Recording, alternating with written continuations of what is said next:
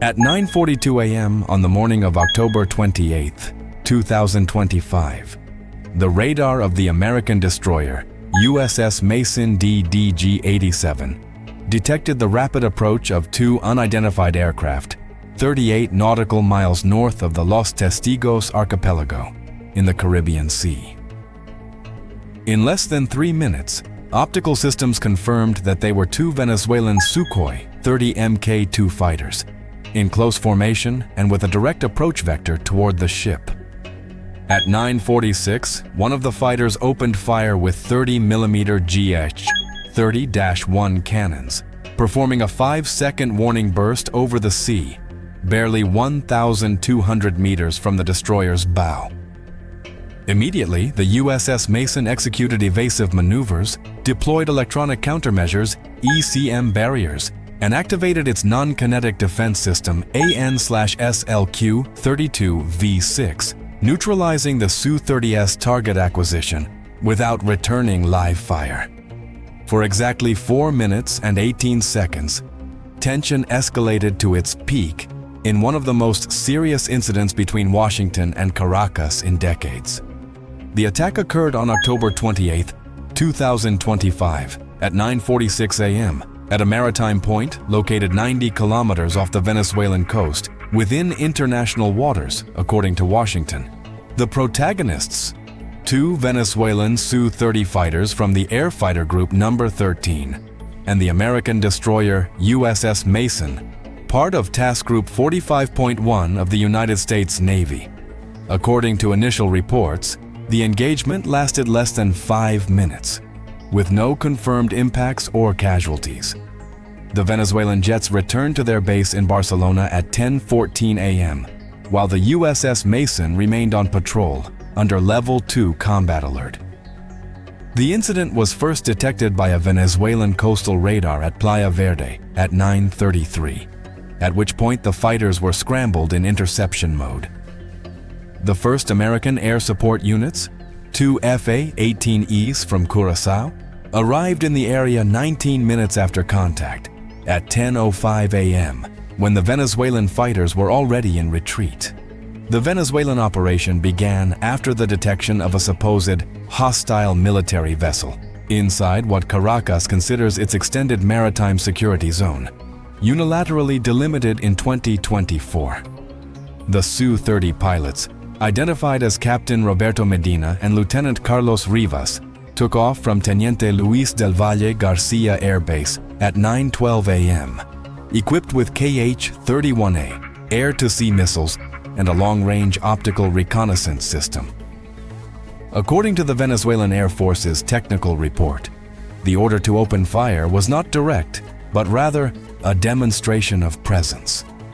However, the 30mm burst was clearly registered by USS Mason's sensors, which activated the immediate defense protocol. The destroyer responded with directional electronic suppression measures, jamming the Su-30's targeting radar for 11 seconds, enough to force them to change course. At 9:50, contact was considered neutralized, and the ship resumed its northwest course at cruising speed while sending an encrypted transmission to Southern Command in Miami. In Caracas, the narrative was different. The Ministry of Defense asserted that the action was defensive in the face of a violation of the sovereign maritime perimeter. But for Washington, the episode was unequivocally a deliberate attack. And as communique crossed the Caribbean, radars detected a new movement in the air, a reinforcement formation taking off from Curaçao heading east. U.S. counter-response, protocol, Eagle Horizon Delta.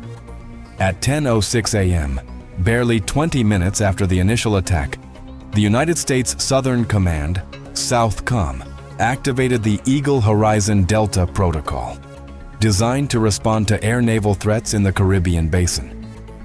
From Hato Air Base in Curaçao, 4 FA-18E Super Hornet fighters from Strike Fighter Squadron 143 VFA-143 took off, accompanied by a KC-135R Stratotanker aerial refueling aircraft and an E-2D Advanced Hawkeye, responsible for air control and surveillance. At 10:22 a.m., the U.S. group reached the contact zone, 85 kilometers north of the Paria Peninsula, establishing a 15 nautical mile patrol perimeter around the USS Mason. Simultaneously, the destroyer USS Porter DDG-78 received orders to abandon its route in the Gulf of Mexico and head to the Eastern Caribbean, a journey it would complete in less than 48 hours. The deployment proceeded with precision and without public statements. However, Venezuelan radars detected the presence of the Super Hornets at 10:24 a.m., prompting the immediate activation of coastal air defenses. In response, the Venezuelan Comprehensive Aerospace Defense Command, CODAI, ordered the mobilization of 3 anti-aircraft batteries, a Buck M-2E unit in Anzoátegui, a Tor M1 in Sucre, and a Pechora 2M system in Miranda. The defense network was placed on red alert at 10:30 a.m., which implied authorization to track but not fire without visual confirmation of a direct threat. At 10:33, the Su-30 fighters that had carried out the initial attack were already on final approach to their base. But from the ground, Vostok E radar operators in Barcelona picked up new radar emissions from the American group. In just 3 minutes, the airspace over the central Caribbean turned into a crossed control board. 12 active radars, 8 aircraft in flight, and 2 destroyers in constant communication. Despite the tension, no second direct engagement was recorded. Both forces maintained their trajectories at a prudent distance, while electronic intelligence systems analyzed every frequency, every change in radar intensity, every encrypted transmission. At 11:05 a.m., the U.S. State Department issued an official statement calling the event an unprecedented hostile act in the Western Hemisphere. In Caracas, Defense Minister Vladimir Padrino Lopez responded with a national broadcast assuring that Venezuela acted in accordance with international laws of preventive defense. Simultaneously, the U.S. National Security Council met in Washington at 11:30, headed by interim NSC Chair Rachel D. Kirkland, who approved the dispatch of a multinational maritime observation force with support from Canadian and United Kingdom ships.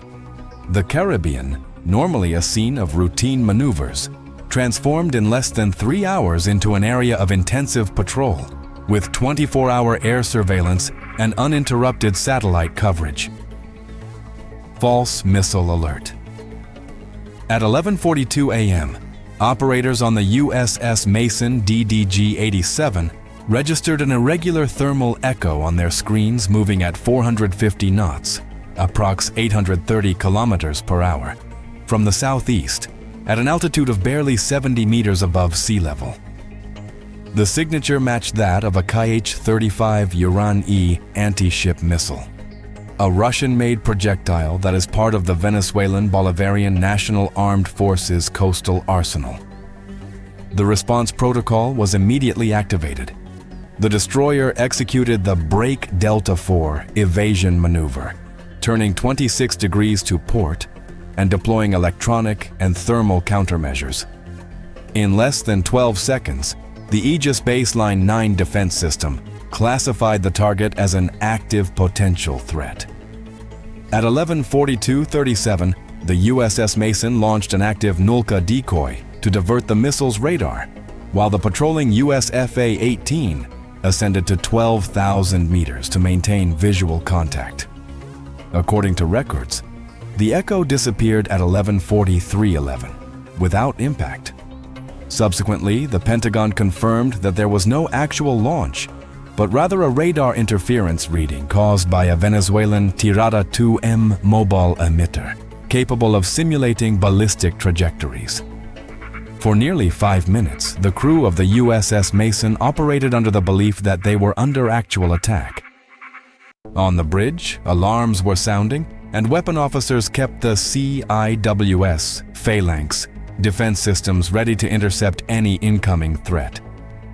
Commander Michael Devereaux, in charge of the ship, ordered to hold fire until visual verification or satellite confirmation. At 11:47, The RQ-4 Global Hawk reconnaissance drone, orbiting at 60,000 feet, transmitted thermal images confirming the non-existence of any projectile in flight. The alert was cancelled at 11:48:23, closing an episode of maximum tension that, had it been interpreted as a confirmed attack, could have triggered an immediate lethal response. In parallel, Venezuelan radar stations on the coasts of Cumana and Carúpano reported unusually strong interference in their S and X bands originating from the destroyer's countermeasures. Operators interpreted the spectrum saturation as an attempted block prior to an American attack, so they raised their response level to shield code 6:fire authorized mode only if hostile air or naval entry was confirmed. At 11:52, a U.S. KC-135R tanker plane reported that one of the Venezuelan Su-30s, apparently refueled and back in the air, was flying east on an observation course. However, no new engagements occurred. Naval standoff: USS Mason versus GC-24 Cariña. At 12:07 p.m., the Commercial Observation Satellite Worldview 3 registered the accelerated displacement of a Venezuelan naval unit from the port of Puerto La Cruz, sailing at more than 28 knots with a northwest course. Minutes later, the signal was identified as the GC-24 Cariña, a Constitucion-class corvette equipped with C-802A anti-ship missiles and a 76mm OTO Melara cannon. Aboard were 67 crew members under the command of Commander Luis Moreno, with the mission, according to Venezuelan sources, to verify the foreign military presence in the exclusive economic zone. At 12:31 p.m., the Cariña was already 38 nautical miles, 70 kilometers, from the USS Mason, establishing radio contact on International Channel 16. The American destroyer responded with an automatic message: "Vessel in transit, maintain your course and distance."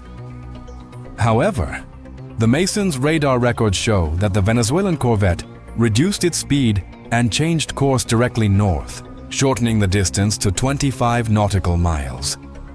Between 12:34 and 12:41 p.m., both vessels maintained tense communication. The Mason's optical sensors confirmed that the Cariña's launch systems were covered, with no armed signal, but the secondary turrets remained active. In that same period, the American destroyer executed mild evasive maneuvers and sent a Scan Eagle reconnaissance drone for visual observation.